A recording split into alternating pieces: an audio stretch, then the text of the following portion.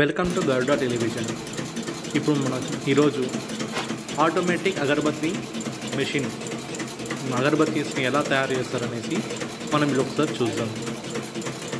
మనం ఇప్పుడు చూస్తున్నది అగరబత్తి మెషిన్ ఫుల్లీ ఆటోమేటిక్.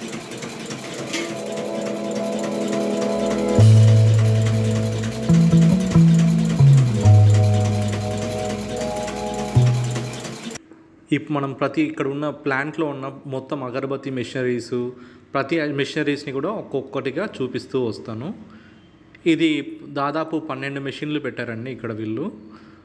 ఇక్కడే వెయింగ్ స్కేల్ కూడా పెట్టారు, ఎందుకంటే మెటీరియల్ డ్రై అయిపోయాక వేమెంట్ చేయడానికి కోసం అని చెప్పి ప్రతి ఒక్కరు వీలుగా కూర్చొని వాళ్ళ వర్క్ చేసుకునేటట్టుగా పెట్టారు.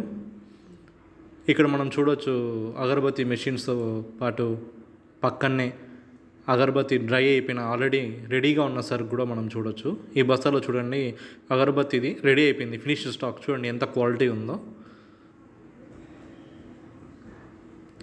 ఇది ఇప్పుడు సెంటెడ్ అండి. సెంటెడ్ బత్తి అంటే మీకు తెలుసు కదా, రా బత్తి నుంచి మనము ఆయిల్ డిప్ అంటే మనకు ఏ ఫ్లేవర్ కావాలంటే మనం ఆ ఫ్లేవర్ని మనం డిప్ చేసుకుంటే వస్తుంది. ఇప్పుడు ఇది వచ్చి డ్రయర్ అండి.